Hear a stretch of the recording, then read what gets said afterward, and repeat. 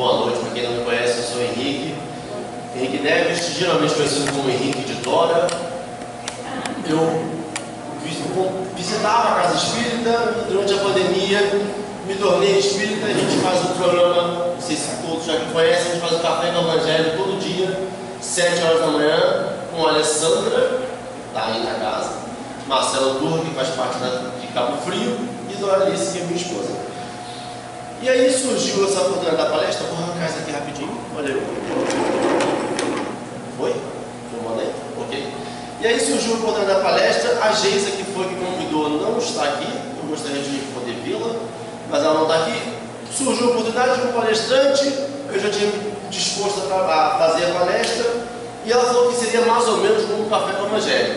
Não estou achando igual, porque eu não estou acostumado a ver as pessoas. Mas aí vocês fiquem à vontade, estou esperando o chat subir, mas vamos lá. E aí, a gente faz o estudo diário e nesses estudos caiu um texto de Emmanuel, que é o Vê Como Vives, do livro Fonte Viva. Vinha de Luz. Vinha de Luz. Ótimo. Do livro Vinha de Luz. E aí a gente, como o Geisa pediu, eu falei, então vamos fazer esse estudo, a gente detalha um pouco mais, e aí a gente vai fazer mais ou menos o mesmo dia a dia do café, que é como eu sei fazer palestra. Eu não sou palestrante.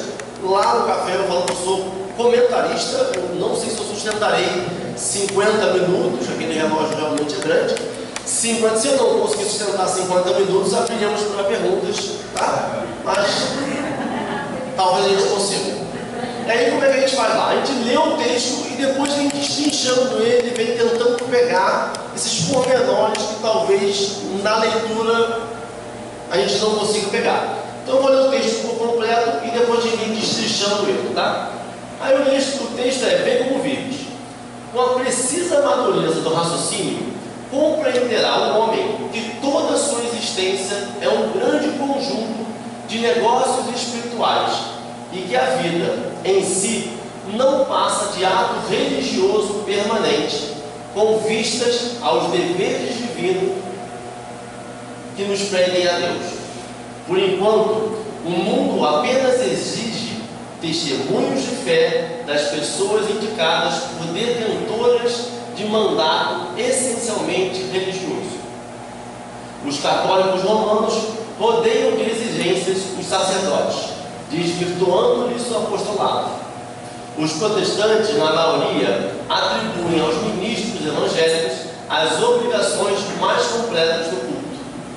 Os espiritistas reclamam de doutrinadores e médiuns as supremas demonstrações de caridade e pureza, como se a luz e a verdade de nova revelação pudessem constituir exclusivo patrimônio de alguns cérebros falíveis. Urge considerar, porém, que o testemunho cristão no campo transitório da luta humana é dever de todos os homens indistintamente. Cada criatura foi chamada pela providência a determinado setor de trabalhos espirituais da terra. O comerciante está em negócios de suprimento e de fraternidade. O administrador permanece em negócios de orientação, distribuição e responsabilidade. O servidor foi trazido a negócios de obediência e edificação. As mães e os pais terrestres foram convocados a negócios de renúncia, exemplificação e devotamento. O carpinteiro está fabricando colunas para o templo vivo do lar. O cientista vive fornecendo equações de progresso que melhorem o bem-estar do mundo. O cozinheiro trabalha para alimentar o operário e o sábio. Todos os homens vivem na obra de Deus, valendo-se dela para alcançarem, um dia, a grandeza divina. Os usufrutuários do patrimônio que pertence ao Pai encontram-se no campo das oportunidades presentes, negociando os valores do Senhor. Em razão desta verdade, meu amigo, vê o que fazes e não te esqueças de subordinar teus desejos nos negócios que por algum tempo te forem confiados no mundo. E aí, eu acho Emmanuel muito didático na forma como ele apresenta o texto, porque ele faz exatamente aquilo que a gente aprende quando vai fazer redação. Ele diz o que vai dizer, exemplifica o que está dizendo e depois termina dizendo o que disse. Agora a gente vai, como que ele faz esse processo? Aí a gente destaca no primeiro parágrafo: com a precisa madureza do raciocínio, compreenderá o homem que toda a sua existência é um grande conjunto de negócios espirituais e que a vida em si não passa de ato religioso permanente, com vistas aos deveres divinos que nos prendem a Deus. Aí nesse texto aqui a gente entende qual é a dúvida, o que é essa madureza de raciocínio, o que ele entende por essa maturidade do pensamento. A gente tem que ter um conhecimento prévio de como essa evolução, de novo, como essa natureza de raciocínio, essa exemplificação desse nosso pensamento, a gente vem evoluindo conforme a gente evolui na nossa vida espiritual. Então a gente passa por diversos reinos até chegar ao reino nominal hoje que nós estamos. Então, no reino mineral, a gente entende um pouco da lei da atração, dessas partículas que caem, se depositam e se juntam. No reino vegetal que a gente passa também, a gente vai experienciando essa sensação. No reino animal, a gente começa a ter um princípio de inteligência e passa a ter uma elaboração de um instinto, de como que a gente vai desempenhar aquela função, geralmente utilizado mais para alimentação, essa necessidade de subsistência. E a gente chega no reino nominal, que é o reino que a gente está, que tem todas essas atribuições anteriores, e tem essa noção de reconhecimento de si. Então eu tenho uma consciência de quem eu sou e uma consciência do meu futuro, e essa percepção de coisas extramateriais, incluindo a percepção do conhecimento de Deus. Então, eu tenho nessa divisão que ele faz do texto, esse madureza de raciocínio, ele está estabelecendo a nossa evolução espiritual. Quando ele fala sobre e que a vida em si, quando ele está falando sobre a existência, ele está falando sobre a existência espiritual. Quando ele está falando da vida, ele está falando dessa vida material que nós possuímos. Esta vida material que nós possuímos é uma... Talvez eu tenha me perdido aí. De novo. Essa vida material. Essa vida material, ele está falando sobre um ato religioso. Quando ele fala sobre a vida em si não passa de ato religioso permanente, eu tenho que entender que ele está falando da vida enquanto material, enquanto eu encarnado, esse ser espiritual que passou por todos esses reinos e chegou aqui agora encarnado, e ele define isso como não passa de um ato religioso. O que é esse ato religioso? O que é esse momento de religiosidade e que ele define como a vida encarnada? Religiosidade vem de religar, né? Então, religar é voltar a ligar. É um espiritual e social com base na revelação de Deus, ou seja, é religar essa vida material à vida de Deus, às coisas de Deus.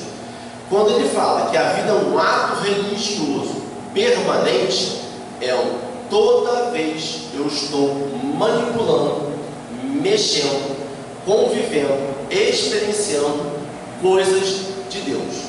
Se a gente entende que a gente passou por todos os reinos até chegar ao reino nominal que nós estamos aqui agora, toda vez que a gente está mexendo com a materialidade, ela é uma coisa de Deus. A obra de Deus, do metal, do mineral, do animal, toda vez que eu estou tendo um cachorro, cuidando de um animal, toda vez que eu estou manipulando um material físico, essa cadeira, essa mesa, tudo isto vem do reino de Deus, tudo isso veio da mesma matéria, do mesmo princípio vital, que veio se transformando até chegar a nós aqui, nesse momento, fazendo palestra.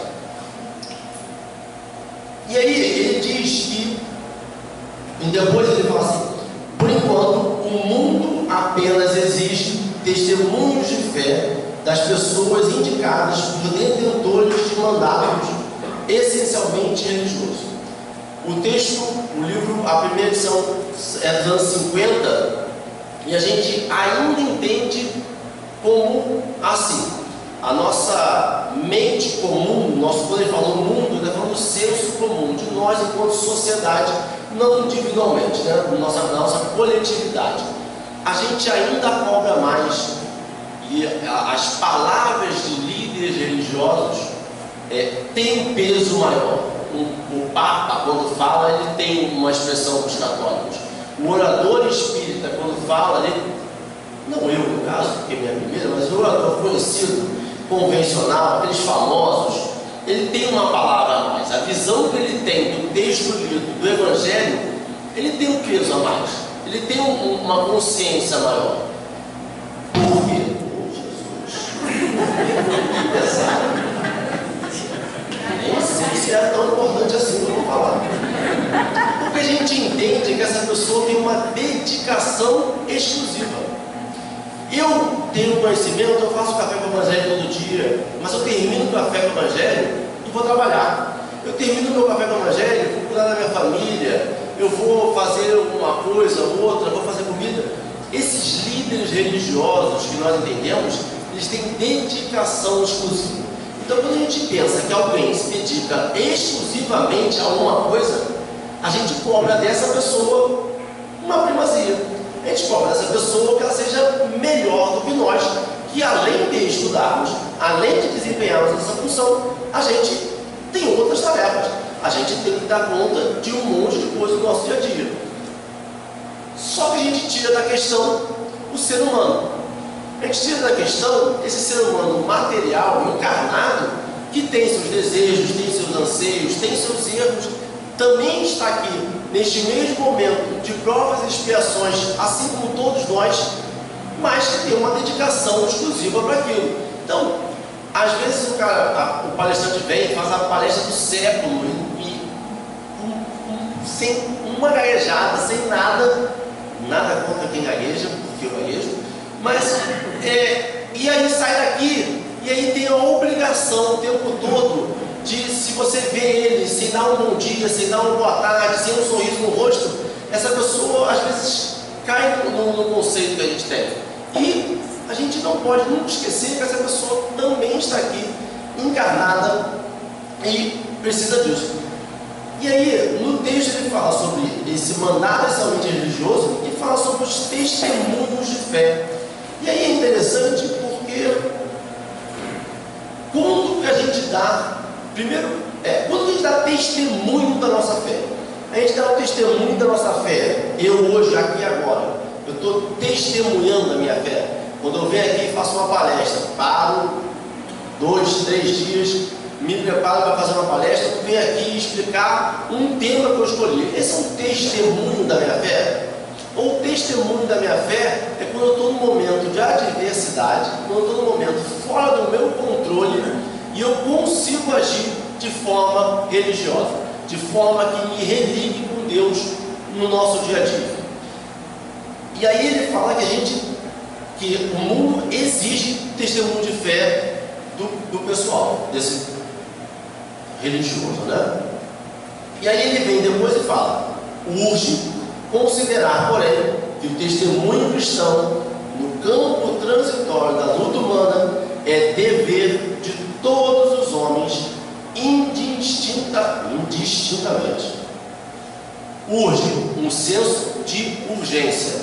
Então aquele negócio de fica para a próxima encarnação, semana que se vem eu vejo, eu vou silenciar porque eu não preciso falar com essa pessoa agora.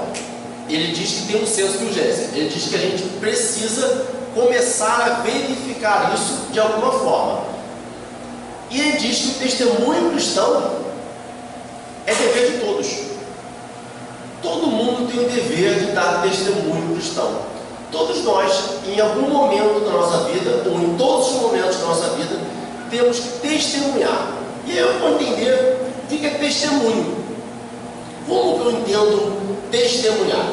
E testemunho é declaração, depoimento de alguém comprovando totalmente alguma coisa.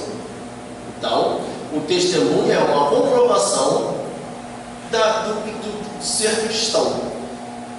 E aí eu vou tentar, fora toda a história de Cristo, vamos estabelecer um parâmetro do cristão. A gente entende que cristãos são as pessoas que obedecem à lei do Cristo, e eu vou exemplificar, vou diminuir, vou deixar ela resumida como lei de amor, como amar ao próximo como a si mesmo, amar nossos inimigos, como essa exemplificação viva da lei de amor. Por quê? Porque o amor é um ordenamento do Antigo Testamento, quando ele fala lá,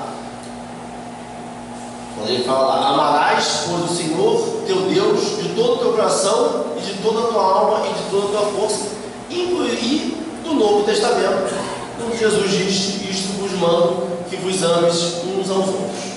Então, se eu entendo que o cristianismo, esse testemunho cristão, é eu comprovar essa lei de amor, e aí quando a gente fala sobre lei de amor no Espiritismo, eu entro naquela definição de caridade, de benevolência, indulgência e perdão.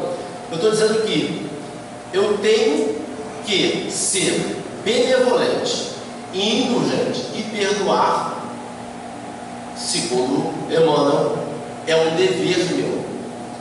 E aí eu vou tentar entender o que é dever. A gente pode saber assim, o que é dever? Dever é só uma obrigação. Dever é eu cumprir uma lei.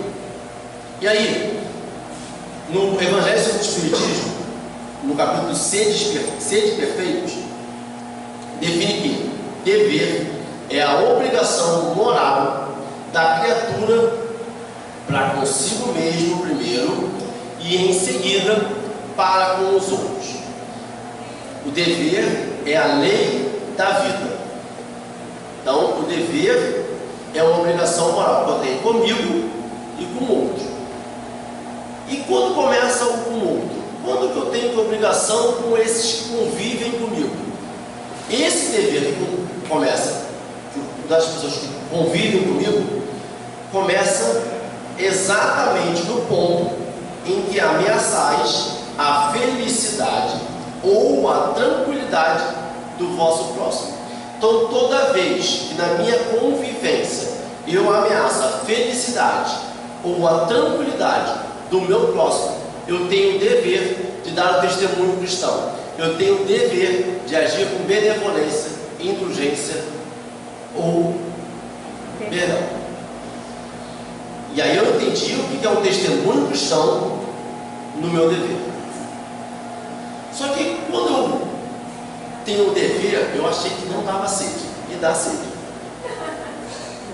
Dá sede. Água fresca. Sei para onde foi a água, está abrindo suor. A enfermeira dá bosta, você vai comer. Por quê? Vamos junto. Eu estou olhando a loja. E aí, toda vez que eu tenho um dever, eu tenho um contraponto. Eu tenho. O que eu faço com esse dever? Eu obedeço o dever? Eu sou obediente ao cumprir essa lei? E aí, a gente tem obediência, submissão a algo ou alguém, sujeição, vassalagem. Show, tranquilo, obediência é isso. Eu tenho uma palavra, um sinônimo, o português é maravilhoso. O português ele tem a obediência, e ele tem uma palavra que dá aquele plus, aquela milha a mais. Ele dá a resignação. O que é resignação?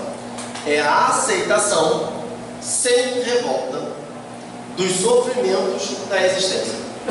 Então eu não tenho o dever, Quando eu tenho um dever, eu tenho que obedecer, eu tenho que resignar. Por quê?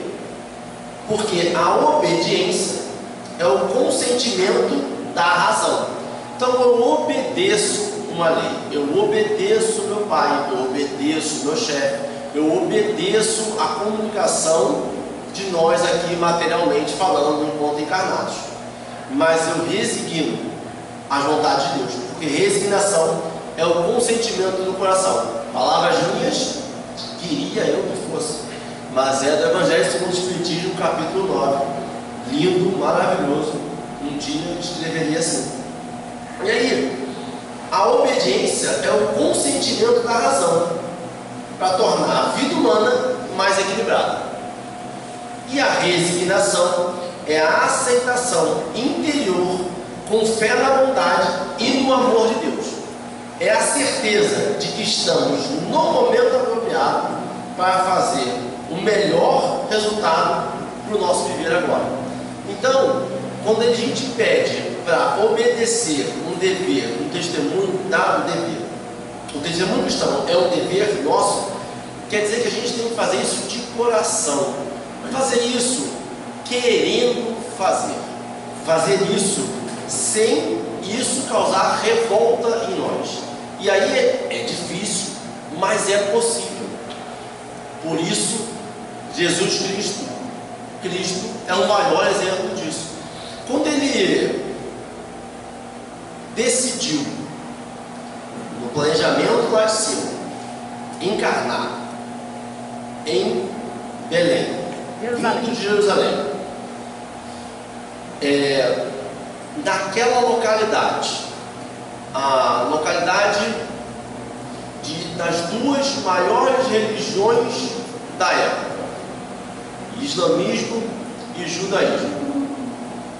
Quando ele escolhe encarnar neste local, vivenciar a lei de amor do Velho e do Antigo Testamento,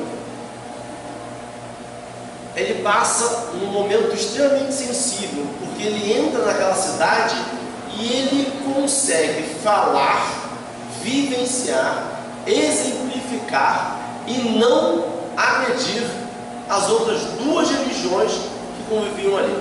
Os fariseus que perseguiam ele se sentiam incomodados pelo poder que ele tinha, pela imponência que ele tinha, mas ele em momento algum transgrediu a lei dos outros ensinamentos.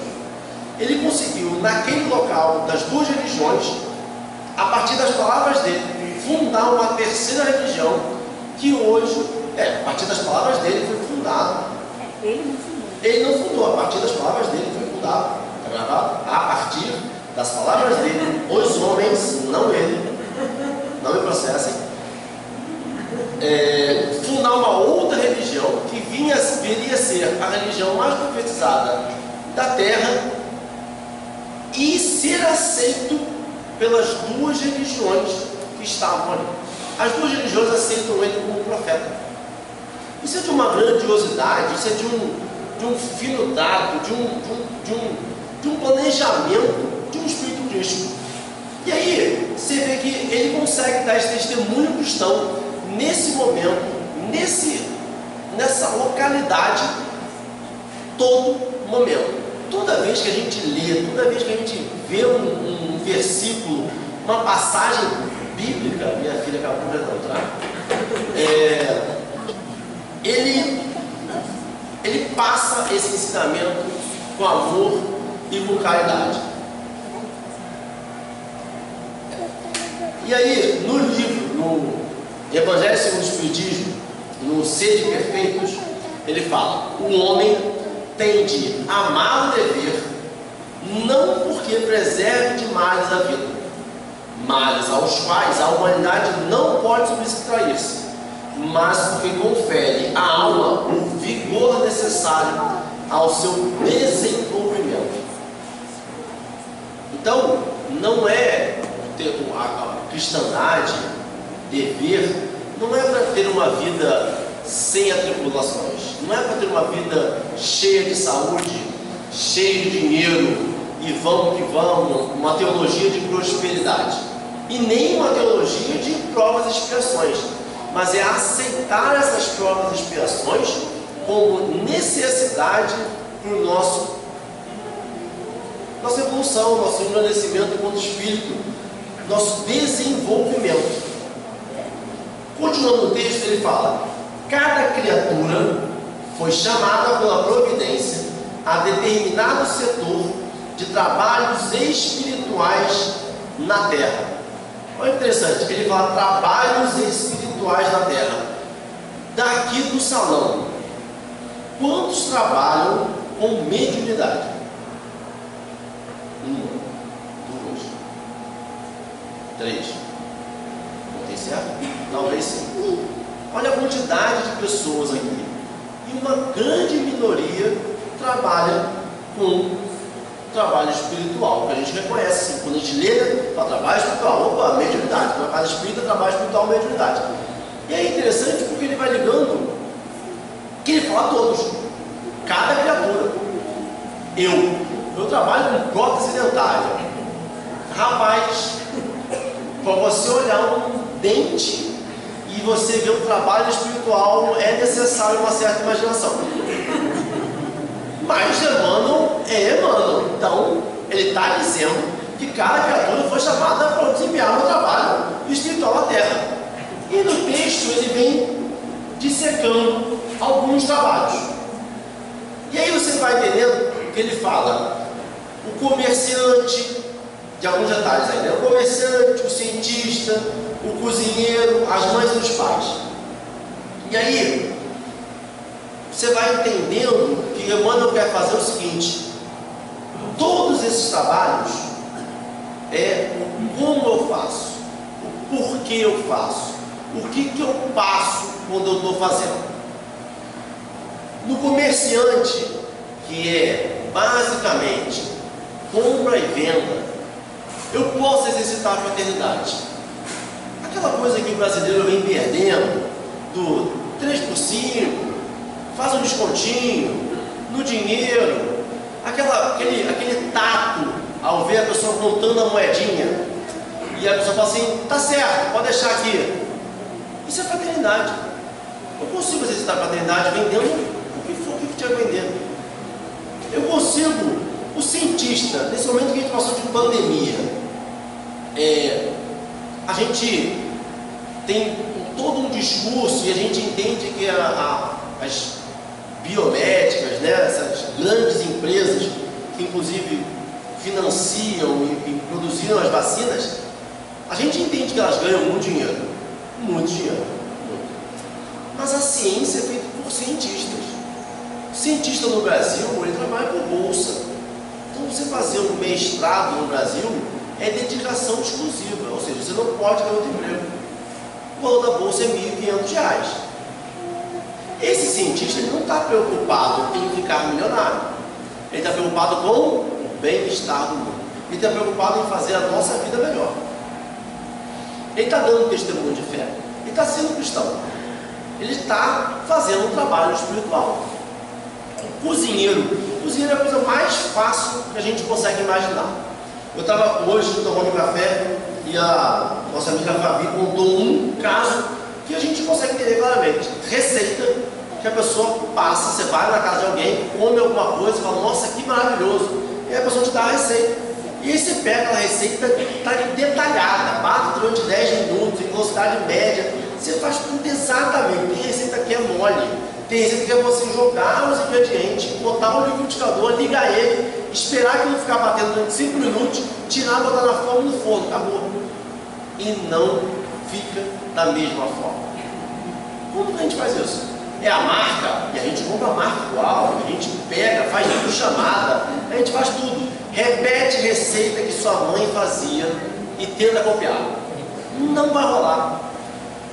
Porque naquela coisa, tem aquela coisinha que a mãe falava, que a avó falava, que é o ingrediente secreto. É o amor. É a dedicação que a pessoa fazer aquilo. É aquele sentimento de que aquilo vai fazer bem. A comida é claro nisso. A comida absorve essa energia de forma cientificamente comprovada. Que a gente bota aquele potinho de arroz. Não sei se já ouviram falar de 2 potinhos de arroz. Um você fica mandando palavras de baixo calão, outra você fica falando coisas de incentivo, e essas palavras de incentivo, o arroz não apodrece, e a palavra de baixo calão, o arroz apodrece de forma mais rápida. Isso é absorção de energia. Isso é relembrar que nós viemos do reino mineral, do reino vegetal, do reino animal. Toda vez que a gente come uma coisa e a gente fala assim, nossa, saí do churrasco, saí pesado, não vou nem jantar, é para ir só para almoço no dia seguinte. Isso é o quê? Eu estou absorvendo energia, eu estou absorvendo carne, eu estou absorvendo um outro ser, eu estou absorvendo uma obra de Deus. Eu estou, todo momento em que eu estou aqui interagindo, eu estou absorvendo, eu estou interagindo com essa energia de Deus. E aí a gente tem que sempre lembrar diariamente qual é o nosso objetivo, qual é o nosso propósito final do relatório, a coisa mais mecânica que a gente faz, porque a interação pessoal a gente consegue ver claramente, agora passa rápido, consegue ver claramente como a gente afeta, mas a coisa mais mecânica, mais relatório, mais a porta, mais linha, fazer dente é mais difícil, mas aí está no meio do trabalho, faz o trabalho, recebe a foto do paciente rindo com um sorriso. Aí você lembra o porquê que você está fazendo aquilo.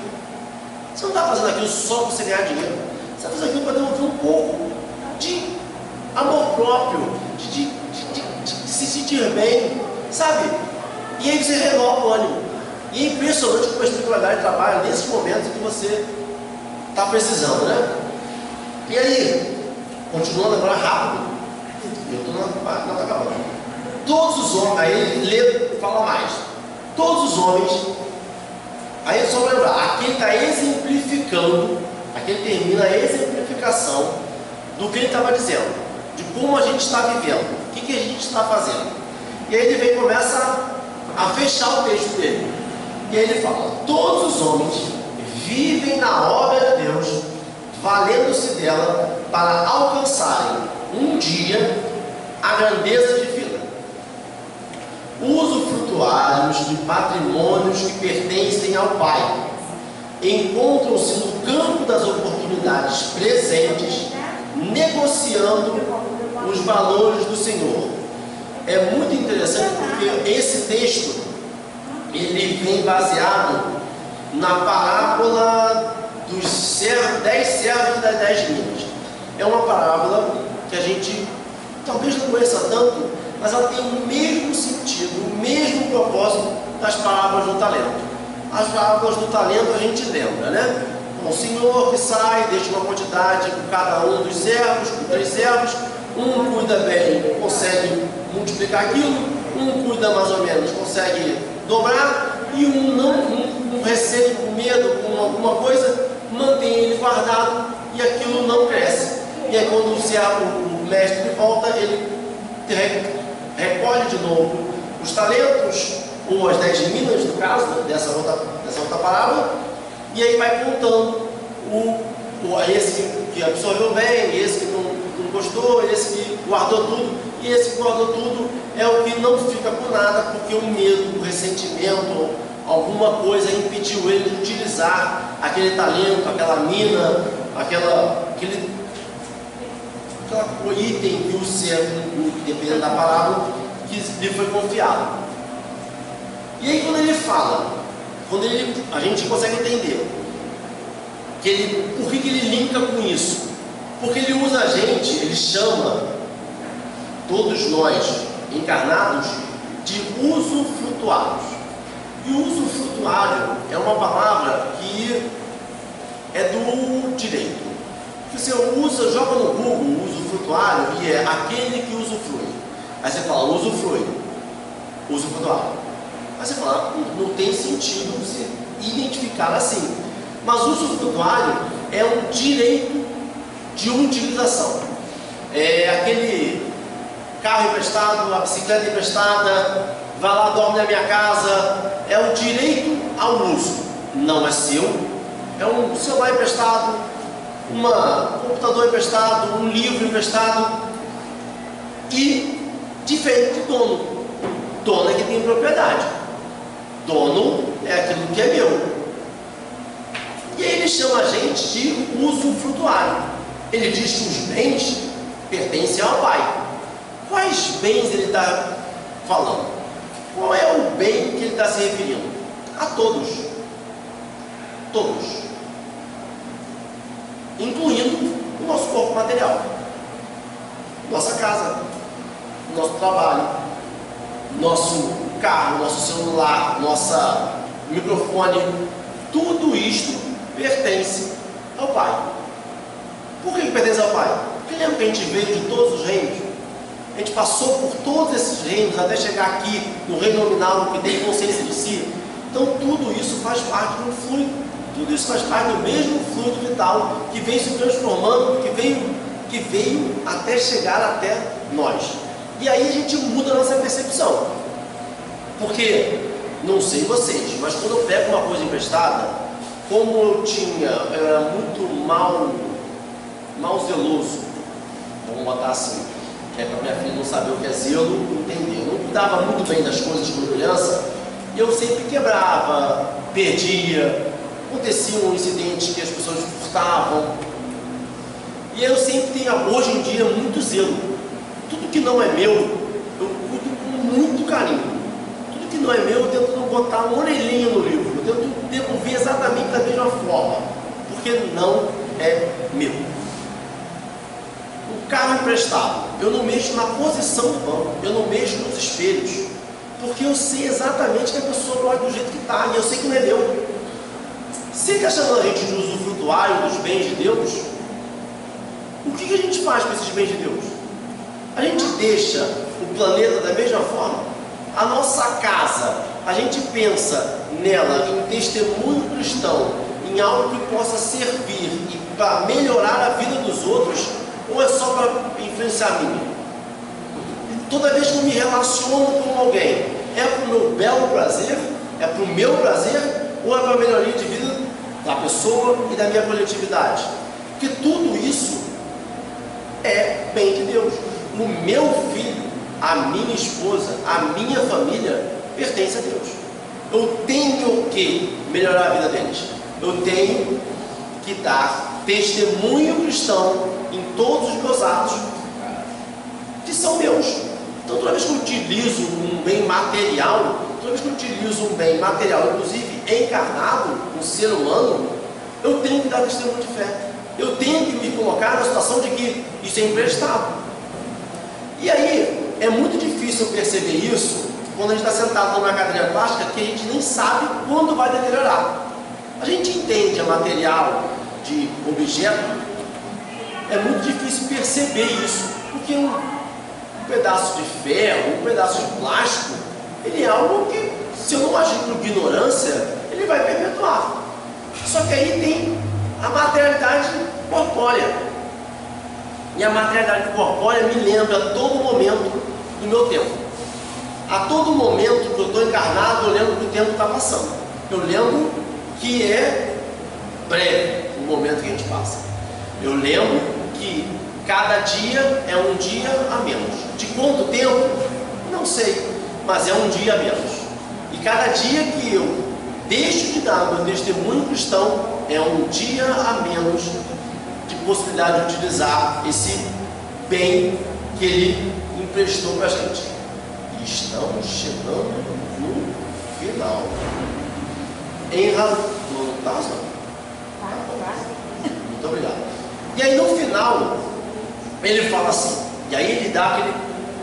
Ele consegue, num parágrafo, resumir tudo aquilo que a gente já disse. Aí ele fala assim: em razão desta verdade, meu amigo, vê o que fazes e não te esqueça de subordinar teus desejos a Deus nos negócios que por algum tempo te forem confiados no mundo.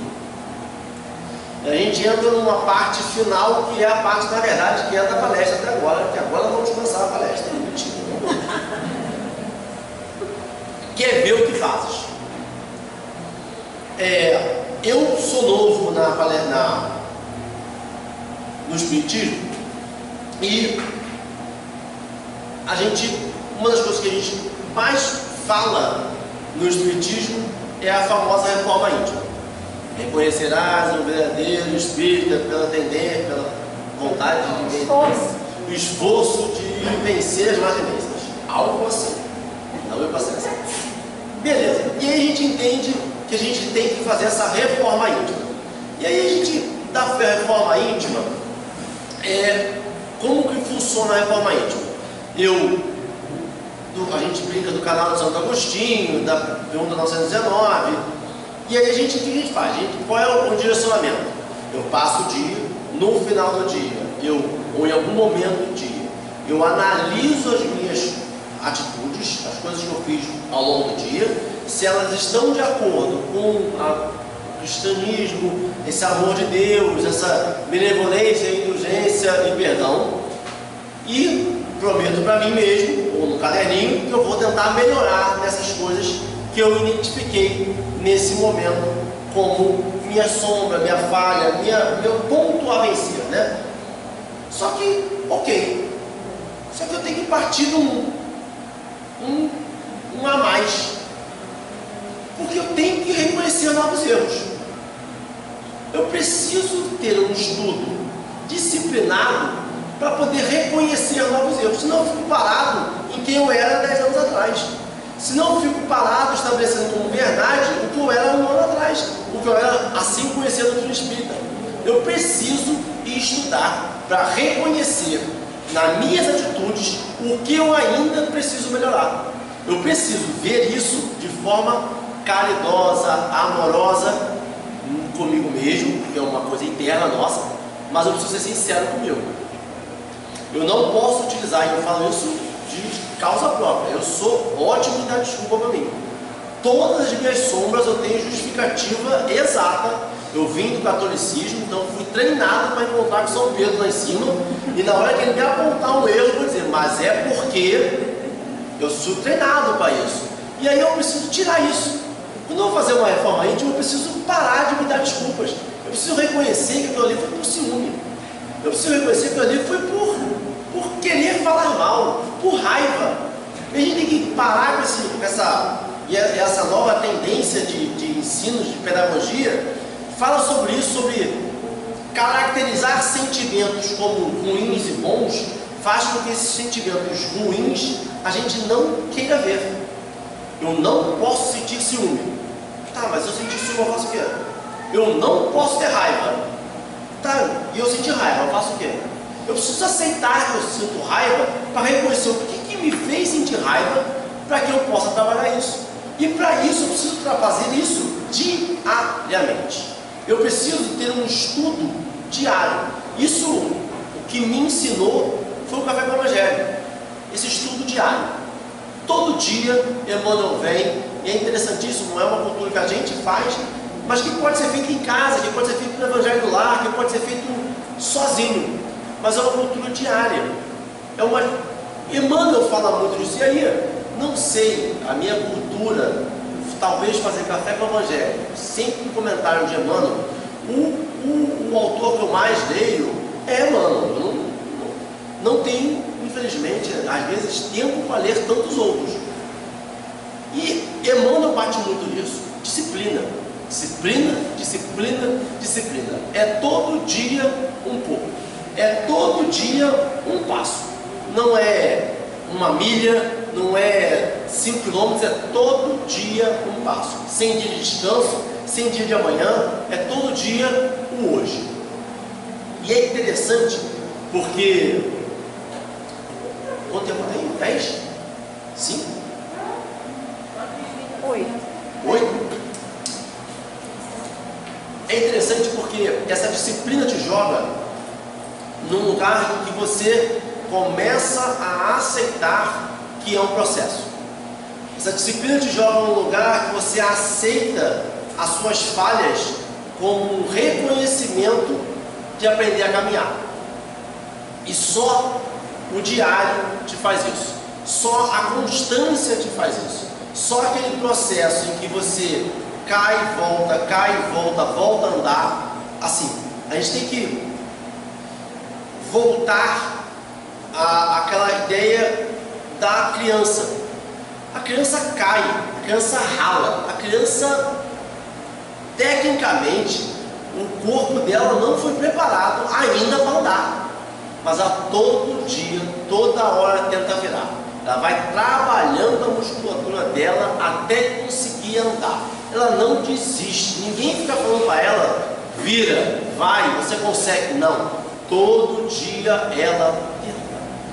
Independe de quem vai bater palma quando conseguir andar. Quando conseguir andar, vai ter filmagem, vai bater palma, vai jogar na internet, mas o esforço diário que ela fez até chegar naquele ponto, a gente não recompensa. Porque a recompensa daquela criança é o esforço, é o tentar. E a gente não está acostumado com isso. A gente precisa bater palma, alguém precisa bater palma toda vez. Eu preciso bater palma para mim. Toda vez que eu estou num momento de estresse e eu consigo vencer uma má tendência, eu deito na minha cama e falo assim, parabéns Henrique, você conseguiu.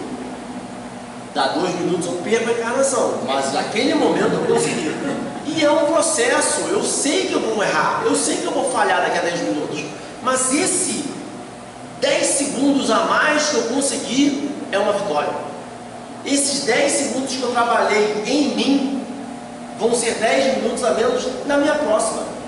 Porque essa reforma íntima não é para o ser material, não é para o Henrique, é para o ser espiritual. É para aquela coisa que vai com a gente. O ser humano é muito bom em teimosia. Há mais de 7.000 anos que a gente tenta levar alguma coisa material para o lado espiritual. A gente tentou com pirâmide, a gente botou moeda no olho para levar para o barqueiro, a gente inventou um monte de crença, um monte de teoria para levar alguma coisa material para o outro lado. E quando a gente não leva, o que a gente faz? Como um bom teimoso, a gente volta para buscar. A gente fica aqui com um obsessor na casa, a gente fica obsediando quem for que está morando na nossa casa, porque a gente está apegado ao material. Essa reforma íntima não trata disso, a reforma íntima trata do ser espiritual, aquilo que vai ficar, aquilo que a gente vai conseguir levar. A gente não vai levar porque a gente é usufrutuário, a gente não vai levar porque está emprestado. É igual criança birrenta. Eu quero papel, mas não é seu. Sabe criança, você leva no lugar e ela vê um brinquedo do coleguinha e fala, é meu. Não, não é seu, é meu, não é seu. Esse corpo físico não é seu, é de Deus. O pai, a mãe, o filho, a filha, o primo, o vizinho, não é seu, é de Deus. A gente vai servir, usufruir da melhor forma possível. E agora caminhando no final. Caminhando no final. É só para deixar bom. Estou com um negócio bonito aqui, eu acho. Não salva de palmas, não pode, né? Beleza. Era só para ensaiar. Não pode? Pode, né? Quando eu terminar, eu vou dar o sinal, você faz, beleza. Ou um ar de exaltação. E aí, eu não sei quem, o meu conhecimento muito é de internet não tem fonte, mas jogar no Google vai sair. A pessoa que fala é Denzel Washington. Ele fala numa das palestras que lá nos Estados Unidos tem muito disso, né? O orador da turma, quando a pessoa se forma, ele volta para aquela faculdade e fala para os formandos, né? E um trecho da fala dele nisso é: sonhos sem metas são apenas sonhos, e eventualmente esses sonhos nos levam à frustração. Na jornada, para a gente alcançar as nossas metas, nós temos que aplicar comprometimento e, o mais importante, disciplina. Porque sem o comprometimento de que eu vou realizar a tarefa, eu não começo. Mas sem a disciplina de realizá-la diariamente, eu nunca termino. E aí você vai vendo, eu acho isso, para mim, o que me conquistou no Espiritismo, né? É esse conhecimento que vai estar no budismo, que vai estar no cristianismo, que vai estar no judaísmo, que vai estar no islamismo, de um conhecimento comum, de uma lei de amor, de caridade, comum a todas. É um conhecimento, eu não sei nem qual é a religião dele, mas é um conhecimento que faz tom à doutrina espírita, que está ali, ó, que tem um sentimento, que bate exatamente com a disciplina que Emmanuel fala diariamente para a gente. Eu preciso saber começar, eu preciso me comprometer a começar, mas eu preciso realizar diariamente para poder terminar ela. Porque eu tenho toda vez, eu sei disso diariamente, assim, eu já comecei a malhar umas 20 vezes, mas eu vou, passo 3 horas lá, saio de lá exatamente como comecei e falo, não funciona. Por quê? Porque eu preciso ir todo dia. Eu preciso todo dia, não 6 horas, 1 hora, 15 minutos diariamente. Só depois de 1 ano, 2, 3 anos, eu vou ter o resultado que eu desejo.